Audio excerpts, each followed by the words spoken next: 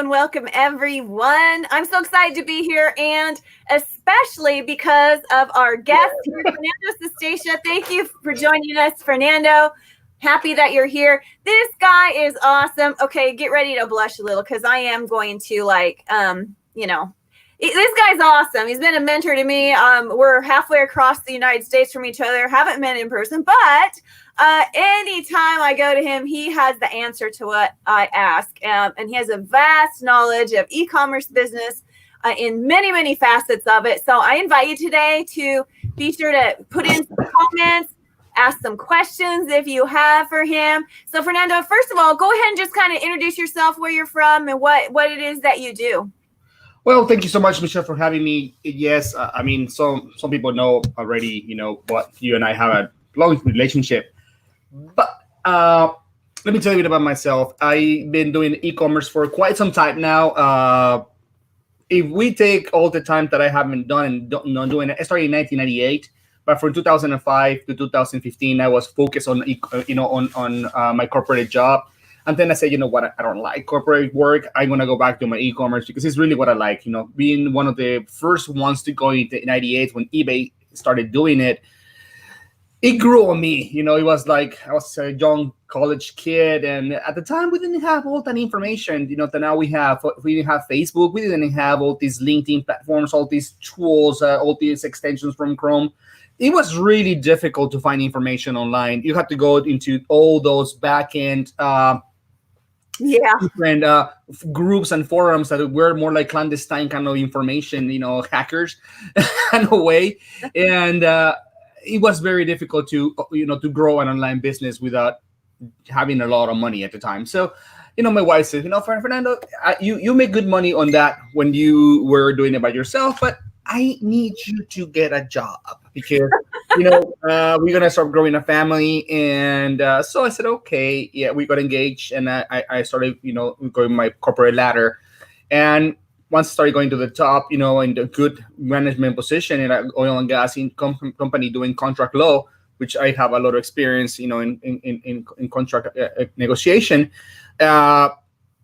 I told my wife, okay, I made it what I had to make it. The only job in top of, over mine is the vice president. And I don't think I'm going to like that. So I'm here. I'm helping entrepreneurs do what I do. And it brings a lot of joy, into what I do. Honestly, only selling is rewarding economically speaking, but it lacked the human factor that I had when I was doing the corporate, that I was training new people coming, that I was teaching them what I do, that I was doing helping them get the promotion they were looking for, stuff like that. So being able to help people online to improve their businesses or start their own business is way more rewarding than only be, buying and selling. So, and that's how we met. Yeah, I get that because all of my publishing students, I've been publishing books and I earn income from royalties and I love it. It's wonderful passive income, but it does lack that human factor. And so now to be able to have the students and help them to grow their business is great too. But you do have your own online businesses in e-commerce. And so maybe if you would share, some people may not be familiar with e-commerce if they're brand new to it. And then how can e-commerce help them and what's kind of the easiest way to get started? Well, let me start a little story backwards in this case. Mm-hmm. Okay. Like, for example, and some people that are probably watching this video now, that I was going to open a brick and mortar business this month. Okay. Mm-hmm. And a toy store, wasn't it? Yeah, I was going to open a toy store. It was going to be my first retail business. Back in the days, my family always, since before I was born all the way to I graduated from college, we always had wholesale, but we have never had a retail store. So I wanted to open a retail store, and I went and started looking at retail space and stuff like that. I was going to put all my savings into that, and then all this panic of the virus started. I told my wife, you know what? Let's look how this works out. I start looking at President Trump, saying, hey, we may have to do things. I'm like, hey, his guy saying that we may have to do things is because something is coming. So I didn't sign the last minute contract. And thankfully, I don't have a contract right now. Otherwise, I will be opening in the middle of the pandemic and I will have no customers to walk in. So The difference with that and having e-commerce is that the internet is not sick. So, you know, right now, yes, some people are not spending a lot of money on what we do and, on products we sell. But it's because everybody's busy right now buying toilet paper, right? Everybody is like so focused on having to find that piece of toilet paper that they're not remembering that they want to buy shirts, mugs, courses, or anything else that they want to do. Now, e-commerce is pretty much opening a store to provide goods or services online for a remuneration of some sort. So pretty much the only difference between having an e-commerce business and having a retail store business is that we don't have a brick and mortar, presence in a street and address. The internet is our home, and we do what we have to do, to adapt. Some of these business, like the ones you teach in the KDP, they're like, only come from royalties, and you work a couple of days and then you just wait for the money to come. And there are some others that are more labor intensive, like coaching and stuff like that, or having to buy product to resell, because those you constantly have to be going to the stores or your wholesalers or your distributors to be looking for products, having to receive them, having to pack them, having to ship them, and having to deliver them. So, it ranges from very simple ways to do money online to the very complex. But online businesses has made more millionaires in the last 10 years than a brick and mortar business. That's a fact. That you can go to Snoops and check, and it's completely true. Because it allows a lot of flexibility, and honestly, is where we are heading. Yeah. More and more online. People are valuing more their time. Having to drive to stores has not been on people's agenda lately. That's why malls are disappearing. The millennials are not enjoying having to go to a mall and waste 4 hours to do absolutely nothing at a place that it brings them absolutely no joy. They'd rather buy online, spend the $20 they have on a shirt, and then hang out in some bar and talk about whatever they talk about. I don't know. I'm kind of old for that. You're kind of stereotyping there a little bit, What's that? You're kind of stereotyping a little bit.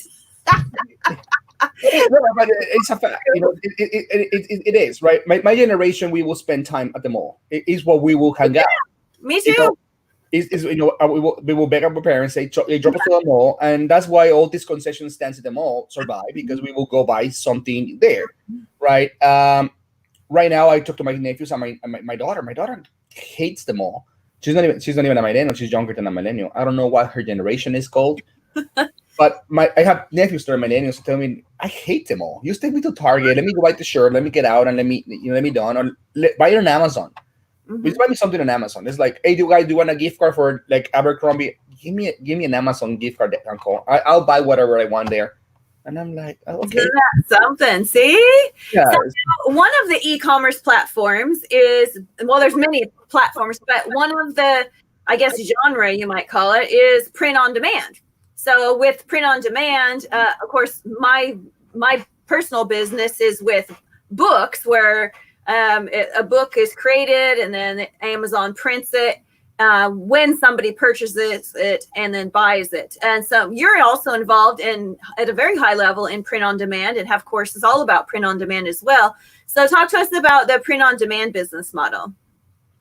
Well, print on demand business is something honestly very simple to achieve, right? Now, there are different skill levels, of course, and the simpler you want to act, the less money you will make in some way. Now, there's some people that have mastered the fact that they can do very simple and achieve a lot of money, but that comes with a lot of experience. So let's not give people like, I'm gonna substitute my income in 2 months. Well, unless you're making $5 an hour for only working a couple hours a week, that is probably doable.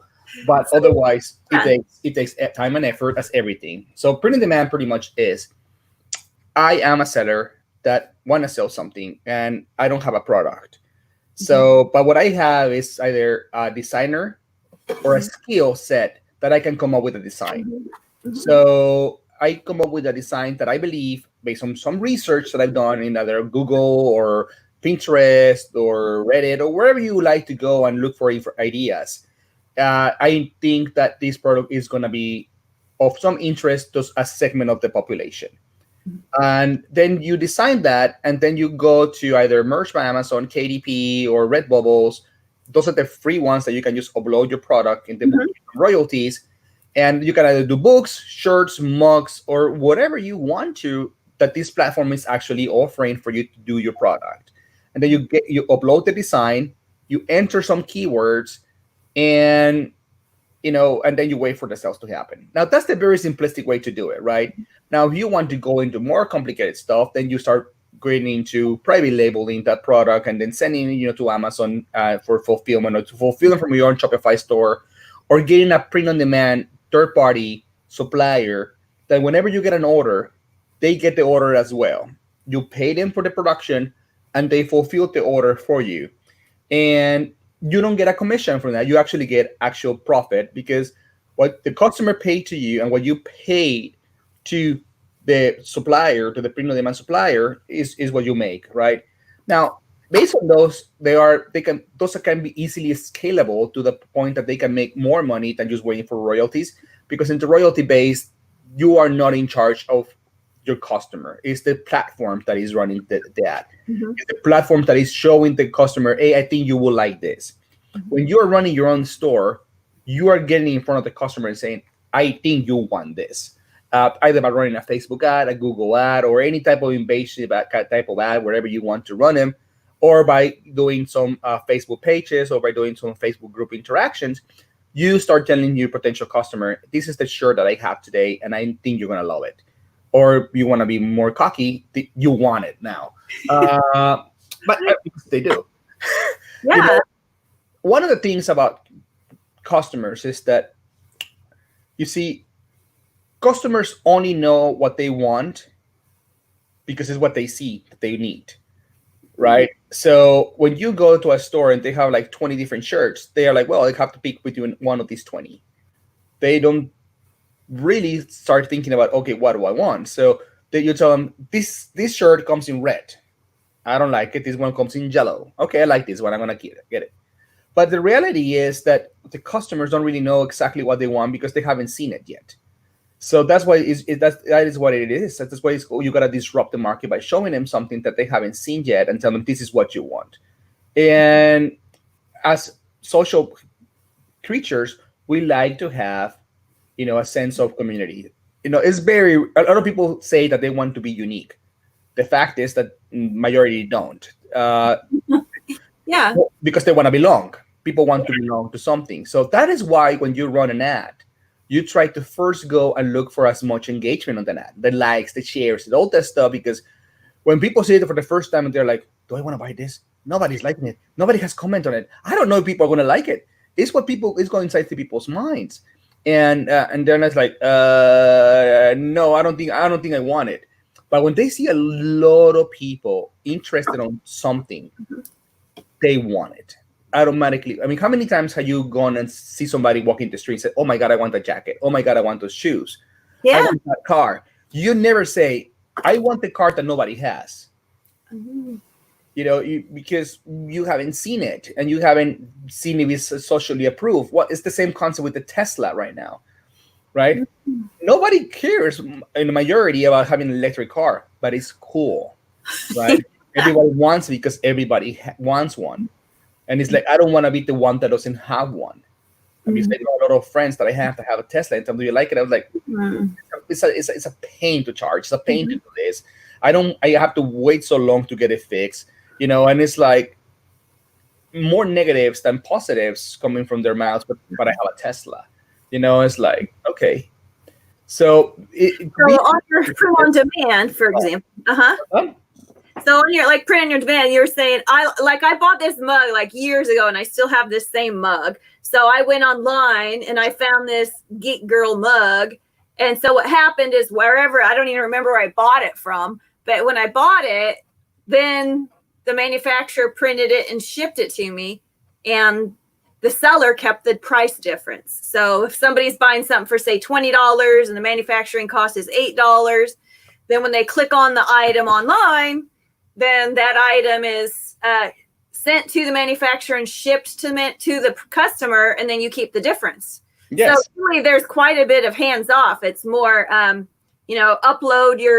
whatever this person's design was, upload the design, and then let it run, and then upload the next design, rinse and repeat, right? So you could put this on what, mugs and books and shirts and buttons, and there's just about everything. Yeah, that can be all going pretty much anywhere. That can even go in one of those. I mean, that little thing they have, that little frame that you have in the back, that create life, that is probably pretty in demand as well. You can find those. Yeah. You can find those anywhere else. Yeah. And also, it doesn't. I think this one too. Which, if you're an influencer, you could also use print on demand, right? Of course, we have our little, swag mug, right? Okay. But I didn't have one of those. You need one of those. I'll have to send you one as my special guest. But somebody buys that off a website or off our website, my website. They buy it, and then it's my hands are off of it. I'm not doing anything. It automatically goes to my manufacturer and then ships to my customer, and I keep the price difference. And I get to choose that price, which is cool too. So it's great for influencers as well, right? Influencers could use it for swag. Yeah, I mean, you were to go in. I mean, and I believe you and I share a lot of these people in our audience. There's a lot of people who are travelers, that they don't actually have a physical address. They actually go RVs, and they RV the whole year round. And some of these are actually world travelers. They don't have a physical location because they don't need to anymore. With this kind of business, they can just travel, and whenever they stop, they do some work, and then they keep on traveling. It's not inventory based. This is not inventory based. Mm-hmm. Now, one of the reasons for doing an e-commerce business is to stay as lean as possible when it comes to employees or people helping you in your business. So I see a lot of people that once they start doing print on demand, they automatically want to buy, machines to start producing their own products, to make that extra 50 cents or $1 per product. And I'm like, okay, that makes sense. But when your business starts escalating to a bigger, what is going to stop you from buying a next one and a next one and a next one? And before you realize, you have a whole production facility, and now you're a slave of your own business. You are no longer having that freedom that you were seeking to have by having that. Like when other people ask me, like, why are you open a retail store? I mean, it's against everything you teach. You want to teach the freedom. I'm like, well, it's actually a little bit different in my situation right now. I come from a family where my father always used to involve me in the business, always used to teach me, always used to do something. So right now, I know how to fix my car, fix my house, fix everything, because I was always involved on something. I've been trying to do the same thing with my kids, and I only can teach them how to go live or create a course or create a design for a shirt. And they're not interested in that because it's not hands-on. It's not, it's very difficult for them. So I actually talked to them, said, okay, what business shall we open? And the consensus of the family was, we wanted one of those. They want to be involved, and they want to teach them. Yeah. At the same time, I plan to have employees. I don't plan to be there unless I'm going with my kids to be there, because I'm opening literally 3 blocks from my house. And I plan to have these cameras that are going to be showing the store. And if I see that people are coming more than I have to, I get my car and I go to the store, and I can be there helping. So I don't intend to be completely, away. But when you have a production facility, especially when it comes down to Christmas, you are the slave of that. You have to be constantly looking for quality. Yeah. You have to be constantly looking for what it goes in, what goes out, the cost. Are they wasting too much ink? It becomes a pain. So I mean, I did fulfillment by Amazon for a couple of years as well, and then liquidation. And so doing liquidation, where I would get pallets and pallets of things. One of them was 10,000 units of from Target that were shelf pulls. And, that it was enormous amount of work, very hard and physical work. I mean, it was super fun, but it was physical. And had I been incapacitated, you break your leg or you get sick, you can't run that kind of a business. But in e-commerce or print on demand business, you don't have to be there all the time. You can take time off, or you can, bust it out and work really hard for a while and then take a break for a while. Yes. And so it doesn't require you to be present anywhere. And it's not physical labor, lifting and moving boxes and shifting and moving stuff around like that. So that's what I love about print on demand too. So what are some print on demand platforms? So I know you have, you have a course on it. One of those platforms is Etsy, which a lot of people probably don't even know you can do that you could have products on, you can make an Etsy store and actually put products in there that are connected to the manufacturer automatically. Someone buys it on Etsy, and then after they buy it on Etsy, it's sent to the manufacturer. The manufacturer fulfills it, and you keep the difference in the money. So it's a beautiful, beautiful process. It really is. So talk to us about how that super works. simple, to be honest. Yeah, I've done it. At the end of the day, what matters is the image that you show your customer, that what they, whatever image you show to the customer has to like before they click the product to go inside. So you have to put a lot of effort on that. Also on the keywords. Keywords are very, very, very important. People need to find your product. So I've seen listings, when I'm doing product research, and I'm like, you have no tags, you have no keywords. All you have is a title. And the description is the same from your supplier. We're like, okay. Yeah. And then you put it about yourself. So it takes a little bit more effort than you screen that. But let's say you have a design. You go into, as I said, there are a couple of platforms that you can go for reduce royalties, like Merch by Amazon and Redbubbles and Sasso. And I mean, you go on Google right now, you will find probably like 30. Yeah. Now, those are good when it comes down to just get income coming. Now, something like KDP, there is nothing like KDP. KDP is right now probably in the print on demand industry right now is one of the ones that makes the most money in royalties. Talking about royalties, but because other ones, everybody who comes and looks at Teespring on demand automatically thinks t-shirts. Yeah, is what Teespring taught us in 2012 or 11 or something like that. T-shirts, sell t-shirts, become a millionaire selling t-shirts. And yes, a lot of people did become millionaires selling t-shirts. You may still be able to, but now it's have to start exploring different products. It's a lot of competition in t-shirts. But let's say you want to do t-shirts. So Etsy provides a lot of different things that you can actually do from royalty. First, your customer is yours. When you go in royalty, the customers are not yours. Okay? No. Customers belong to Amazon. The customers belong to Redbubble. The customer belongs to anybody else but you. You never know. I don't. Something to. I don't never, because it's and I knew that, Fernando. I've sold over 15,000 books at the time of this recording, and I don't know any of the customers. And so 15,000, I don't know now. You'll never know. I And will. that is their business, right? They're like, okay, we'll pay you some money to completely be hands-free, no customer service, no interaction with the customer whatsoever. And so it's completely hands-free. So you are one of those people that wants to do something, upload, and say goodbye, arrivederci, aloha, and I will never see you again. Royalty base is the best for you. It's amazing for that matter. Now, you are the mercy of these platforms, right? If they want to show you product, or if they just want to forget about you, or they can, or one day they can say, you know what, you just messed up, you broke a rule, and you're no longer, allowed to sell here, and there goes your business. Yeah. Right. So, and that is why I'm a big non-fanatic of Merch by Amazon, because Merch by Amazon, what it does is that they invite the sellers to be more about quantity of products than quality of product. Because because just the simple way that they do it is that they give you access to 10 only 10 uploads, and when you show them that you can sell 10, they say, okay, now you can sell 25, and then you can list 100. And it's always a race against the machine, because they keep telling you, oh, now you can sell 500, and your monkey mentality is like, oh, I gotta keep on doing it, and I gotta have 500 products. Now I gotta have 1,000. Now I gotta have 2,000. Now I gotta have 10,000. And then one day you wake up and say, okay, I have 10,000 designs now. And then you start looking at all your analytics, and you're like, I have only sold about 3 or 4% of all these designs have actually made me money. Yeah. Yes, I have paid $5, $2, $1, or $20 per design, and never sold a single piece, because I was so focused on uploading that I was never focused on doing the right listing. I was never focused on doing the right product, and I was never focused on actually doing the right marketing for this. I was focused only on uploading.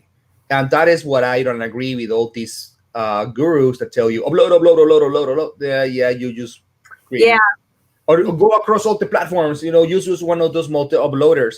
Well, guess what? Merch by Amazon, Redbubble, Etsy, Amazon, any other platform have a different way of having keywords, have a different way of having descriptions. They have a different way of having everything. and you gotta master each one of them if you want to go all across. Having one uploader to go through all of them, you're just wasting your precious time and money paying them the resource. The people that made the money was the people that sold you the app. Because but you get to keep all your customers in Etsy, though. Yeah, but Etsy is different because Etsy, first of all, Etsy you can upload as many as you want. However, Etsy allows you to. It costs 20 cents per listing. So now you're going to be using your, your logic and say, okay, do I want to spend money to create this listing that I has never, ever sold on merch, and I know nobody will ever buy, but because I was in the monkey mentality of uploading as many as possible, I have to do it here now. You're gonna say, you know what? I am not going to pick the best ones then. Yeah, I'm gonna do my best ones because even 50 listings is now $10, right? So you're like, okay, I'm gonna start doing that. So now you start paying more attention to the quality of your product because you're going slower uploading because now it's costing you. You are now paying more attention to the way you create your listing. Because now you're more focused on, okay, now this one I have invested my money on this listing. I want to make a sell out of this listing. So now I want to sell something. Well, now Etsy is going to reward you with saying, okay, if you sell something, that customer, you can get their email and you can get their information. So now that customer becomes, now it has a rule that you have to use those customers to get them back to Etsy, though. You cannot just say, I have my customer, I take them to wherever I want. No. You got to keep them, bring them back to Etsy. There are loopholes and stuff like that, but that is everybody ethics. But so you're going to do that. Then they said, okay, you're going to do your own customer service. And now is when you're going to have the interacting with the customer. The customer is going to say, you know what? I know you say that you don't accept refunds, but your returns, but your shirt didn't fit me, and this one you're going to have to go with the decision to say, no, you keep it because I said so. You're going to have to say, okay, return it. If you buy a new one, I will return it. I will accept the return or something like that. You got to want it in a different color. Yeah. But you buy it again, I will accept your return because but you gotta start getting creative. So, and then Etsy is not about just go and upload your quota of the day. And I said, okay, I have $100, so I'm gonna upload 500 listings today, and boom, there you go, and then you leave. You're not gonna sell absolutely nothing. Etsy doesn't like businesses that don't pay attention to their business. They rather have you upload 10 a day, every single day, than have 500 one day and then say I'm done. The moment they see that you are not uploading your product, they stop paying attention to your business and they stop promoting your business. Just be consistent with it. Consistency on Etsy pays. I mean, we have a lot of people that do this. We have talked about it, and yes. We have noticed that whenever we focus on something else and we cannot pay attention to our Etsy store, our sales start to decline. And once we create some consistency for a week or two, again, Etsy starts showing everything again. So one of my e-commerce friends, she calls that tickling the algorithm. It lets them know that you're there. Yes, I mean Etsy wants to know you're here because it's a customer service based business. So you're one of those people that you're just gonna upload and leave. Etsy start thinking like, okay, is this guy really gonna help their customer when they need him to help? Yeah. Are they really gonna be there for them? Are they gonna be that good in supply? So Etsy has a rule that everything in the platform is handmade. Now, everybody's gonna say, but Fernando, print on demand is not handmade. But they allow that now. Well, yes and no. There's a little rule that the CEO, and it's an article that I haven't found recently. I had it linked, and then the CEO said that he wasn't going to allow print on demand because the print on demand industry had a very good case that we design by hand. But we're the designers, yeah. We're the designers. So Etsy allows you to be an Etsy seller if you can show now that at least you are part of the manual process of at least a portion of the production of the product. They don't mind if this is printed at a facility because they understand that not everybody has serigraphy to do it at home, or that serigraphy is not easy for more than a couple of colors. So most of these things have to be printed in a machine. So they allow for to have production partners. and you have to disclose that in your listing. You have a production partner, but you have to say that you are a portion of the production. So a lot of people say, but Fernando, your designers are not you. Well, they're part of your business. Yeah, exactly. So you don't say that you buy, now buying from a website to list on Etsy. Now that is not your employee. Now that you did not be manually there, and you shouldn't be doing. It's Etsy really checking? I don't know. Do people do it all the time? Yeah, I see a lot of people that buy designs and they just upload them on Etsy and have it. You need to customize it a little bit and personalize it a little. Yeah. Now, but how it's taking care of that, I don't know. I use follow the rules. I have my own design team, so whenever I ask them to, they're part of my business, and I'm fine with that. So, well, there's not a whole lot of design to that.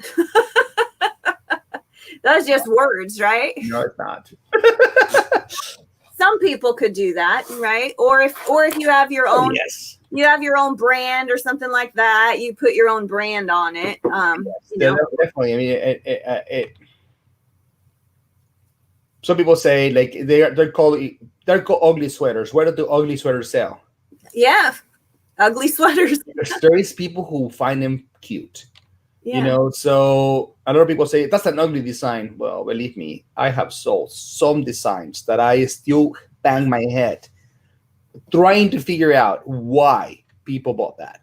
I think the same thing about books on KDP. Why in the world did somebody want to buy a little journal book with a picture on the front of a plate of potatoes? I mean, seriously, right? Russet brown potatoes, or just the weirdest things, but that's what they want. And so if you find a little niche out there that is underserved and people are searching for that, you do your research, you can create a product and create it into print on demand portion. So what kind of products can be print on demand? You mentioned t-shirts, obviously through merch by Amazon or any of the other production partners. A friend of mine who owns a print on demand facility was telling me once that there are 22,000 different products that can be printed on that have been identified. Wow. As you go into different facilities, you will see that the most common ones are any type of apparel. Shirts, tank tops, laser tank tops, and racerback tank tops, and hoodies and sweaters and whatnot. And then it goes into aprons, and then you go into the baby stuff. Then you go into hats, into the beanie hats, baseball caps, all this different stuff. If the product has a little space where you can print something on it, that's a print on demand product. You just have to find the producer, right? Now, believe it or not. Right now, I have one of the companies I work with actually offered me a few days ago that if I wanted to have private label hand sanitizers, because they had a few million units in the small ones, and they said we can just print your label, and I'm like, but since Amazon is not letting me send anything, and they're very picky about having with the hand sanitizer right now being price gouging.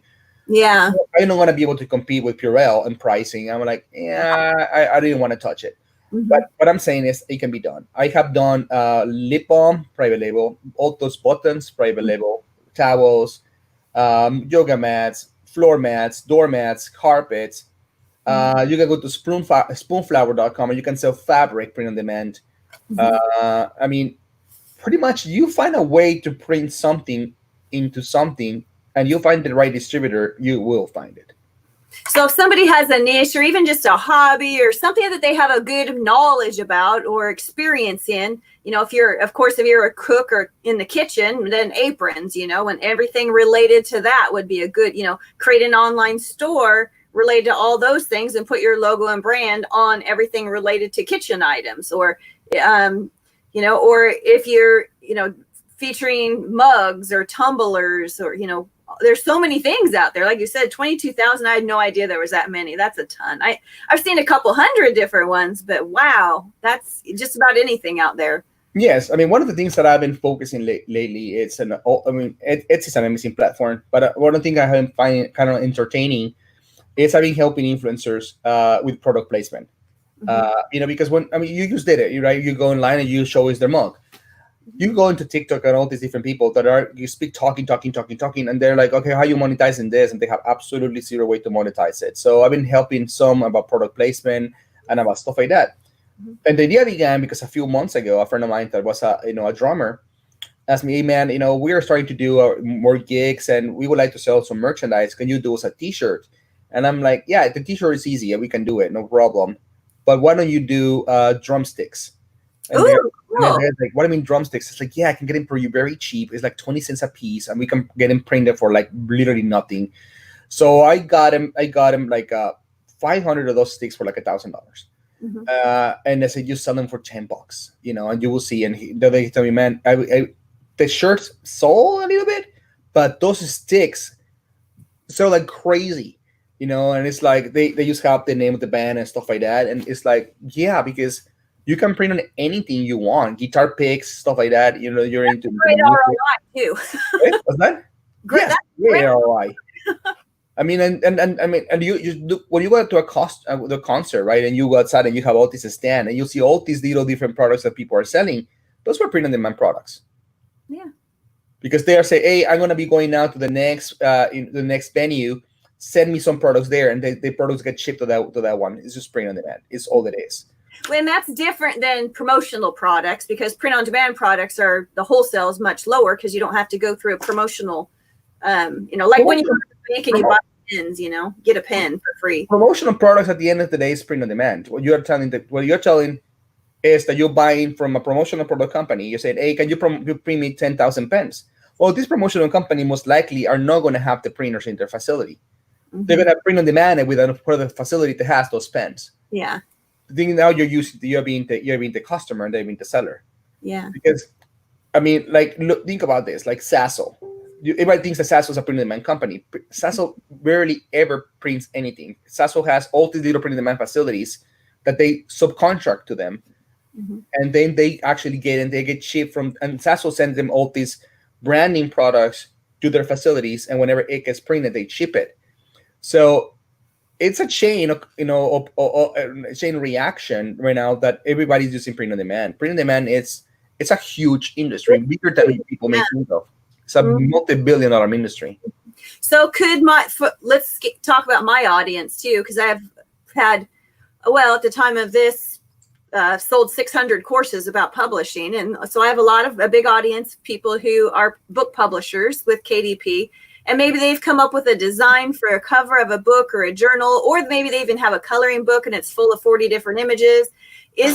Can people that are doing KDP, how can they, if they want to add an additional stream of income, how could they use print on demand outside of KDP and outside of book publishing? Could they put those things on mugs and other things? What could they do with it? Yeah, they can. You can always transform all those designs onto more products, right? Because the difference is that you have backgrounds that you have to remove, but you have a basic design that you can use. Especially you have it on layers.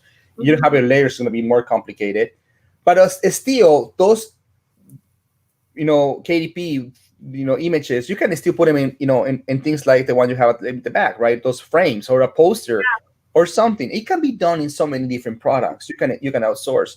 Now there are ways more advanced to sell books online, and probably that will be for a whole different level of discussion. But you have Lulu.com that you can also use for production and fulfillment. But that will take the book formatting as you have it on KDP is not the same. Edit the print file. Yeah, you have to add everything there. It's a more involved process, and it's also you got to also have to create your book cover and everything else. I mean, even your mock-up, they don't give you nothing. So basically it's like they were built initially for you to use. Say, okay, print my book, and now you want to do fulfillment and you want to do all the marketing. You got to do a lot of more extra steps, but the pricing is pretty comparable to what KDP has, and it can be done in many different other supply channels that you can sell them. But as I said, that will be going in hours, probably a conversation, because that could Yeah. That could probably be a whole course. We're already going pretty long here, but that's Yeah. okay. Yeah, so I'm not even gonna touch that. But yes, you are in KDP and you want to convert. Yeah, you definitely have. I mean, we print-on-demand people are converting our designs into KDP. I don't see why KDP people can convert the designs into something. You will find a product that those designs will be relevant to sell, and that is no doubt. Like for example, in Etsy, there is this company called T-Launch that you can integrate T-Launch to Etsy, and they have hardcover journals and spiral journals. Yeah, I have some of those, I think. So you can actually list on Etsy. Yeah. The format is a little different, but it's not very complicated. It's actually very simple to do. Yeah. On Yeah. Etsy, they have journals. Yeah, like a little hardcover book, but Yeah. you don't get to customize the interior or anything like No, that. it's only the outside, Hard- but a it's little hardcover now. So it's more like notebooks. With A little- Same thing, yeah. Yeah. Yeah. So, but those ones you can do on Etsy with no extra hassle, and they're a little pricey, but people still. So you have to. I've What's sold over there. Yeah. Yeah. Would you say there's any kind of a ceiling on print on demand? You know, obviously with KDP Books, your limitations are just you as far as how many you upload, and if you do good research and find a niche that's a hungry audience. But with going on Etsy, what kind of limitations are over there? I mean, or is there just no ceiling? You can earn as much as you can. Well, at the end of the day, it's what I always tell people: Etsy's gonna bring you money, 5 to 10 grand a year money. You know how to work it. However, there is the marketplaces is still very limited. It's still people go there to buy a lot of different products, and people still jump from your listing to other listings and stuff like that, and they may end up buying from a different customer. So once you reach a certain level, it starts getting more difficult to scale. Because Etsy believes on equal opportunity of search sharing. So when you have more than an X number of products in your niche, and somebody searches for that keyword, Etsy is not going to show even if your products are all the best sellers, they're not going to show all your products in that search because they want to give an opportunity to other sellers as well to sell. Mm-hmm.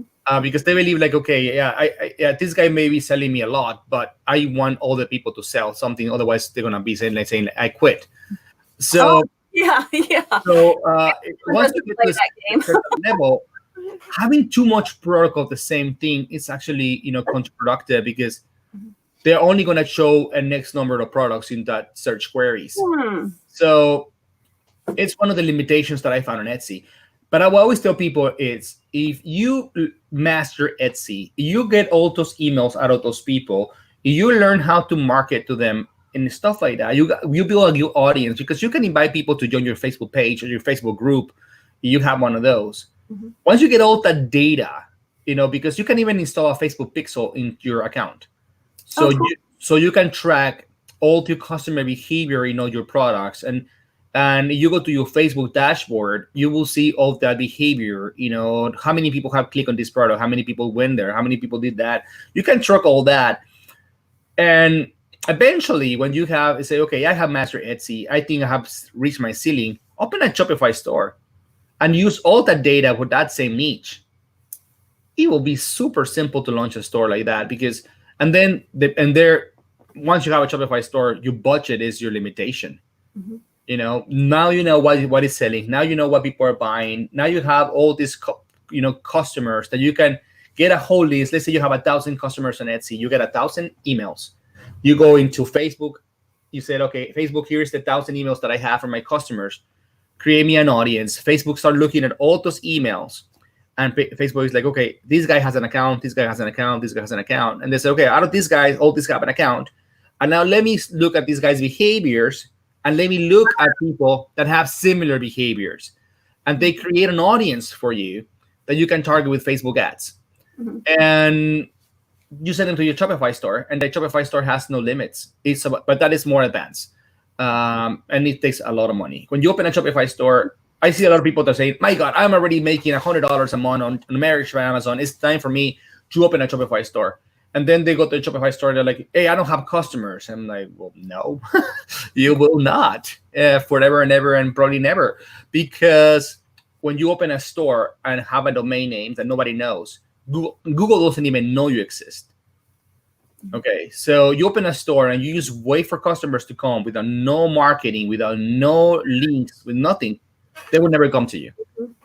And it takes money to get those people to go to you. So at Shopify store, I will say people wait until you know what you're doing, know your customer, and then you can open one of those. Yeah, that's awesome. I love it. Those are some pretty cool ideas. Let me look if I've been taking notes. This is good stuff. I love it. I super love it. I charge $100 per line. So you've answered a lot of questions. I want to go real quick and see if there's other questions over in the Facebook group real quick, or anybody that's commenting. I see a few. Hello. Hi, Dwight. Hi, Nick. Great people to see there. Let me just take one quick look, see if we have any. This is social distancing. That's hilarious. Yeah, especially because you're in Texas and I'm in Oregon, right? We're like 3,000, 4,000 miles away. I don't know. You're in a different country to me. From Texas, yeah, because all the mountains and trees here, right? No, well, if it was for us, Texas, we would be the Republic of Texas right now, but.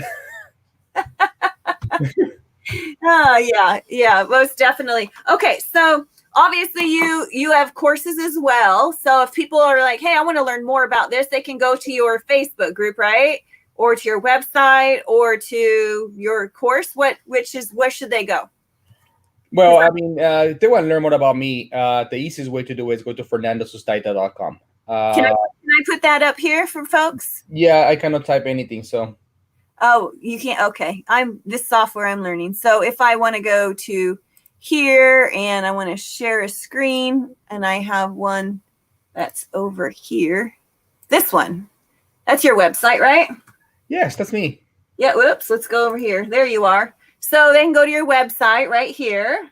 Right. And then they can learn more about you, or you have a Facebook group here, right? Actually, that group that you have right now is the one that I'm shutting down. Okay. Let me go to the correct one for people. I'm using the link.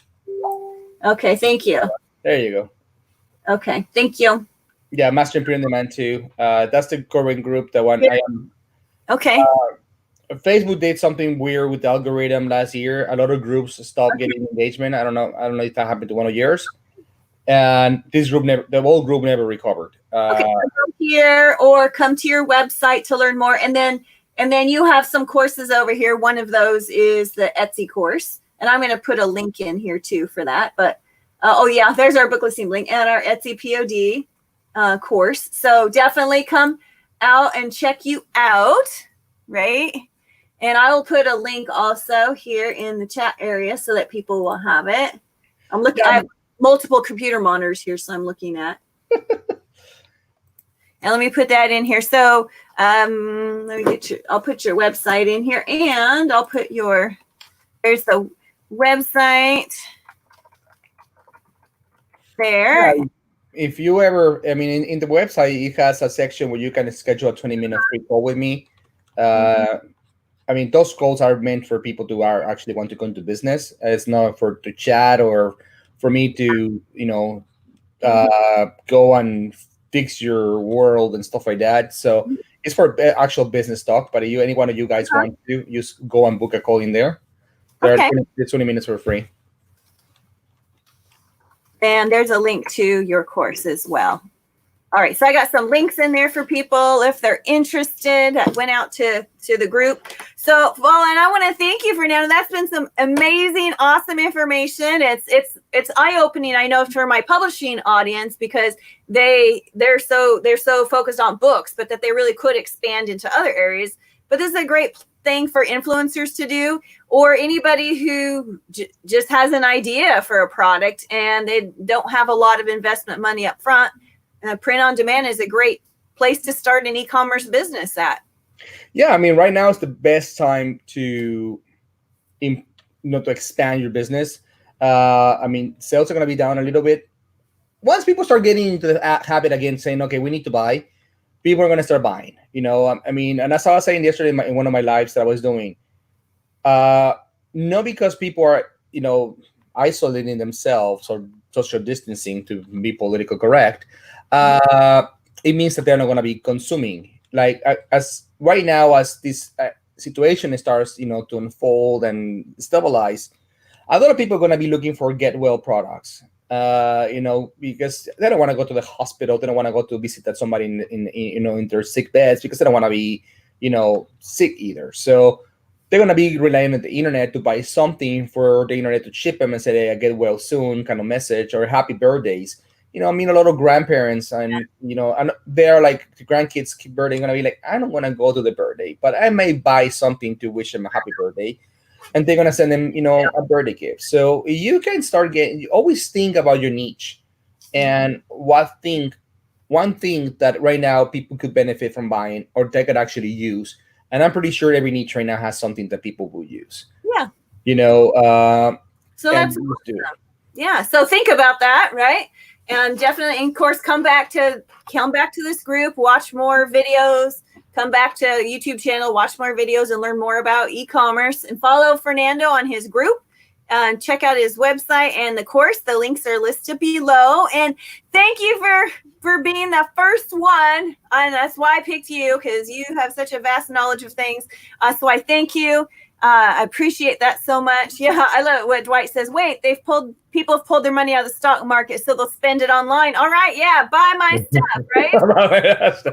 Yeah, I mean, it was so nice of you to invite me to your first show. It's but exactly. I love it. I hope this group keeps on growing. Michelle has a lot of knowledge. I mean, I love asking for help. She always gives me a lot of kudos, but she has taught me a lot as well. So great. And that's why we collaborated on one course before. I mean, it's the only person that I ever collaborated in a course in my life. So I know, because I love her ethics. I love her way of teaching, her high energy. She always tell me, smile, smile. I'm so focused on what I'm saying. But look at her. She's always like, brah! I cannot do that. I tried. It's so it's like I like to think about us as salt and pepper, regardless of the color. The color's supposed to be blind, Fernando. Okay. Well, great. Well, thank you everyone for joining us. Thank you so much, Fernando. Go check out his website. Please like this video. Click like if you're watching on YouTube. Please subscribe to this channel. And you can always share it. Yeah, click down there. Click the comments area. Thank you so much, everyone, and I'll see you next time for the next show. Thank you. Thank you.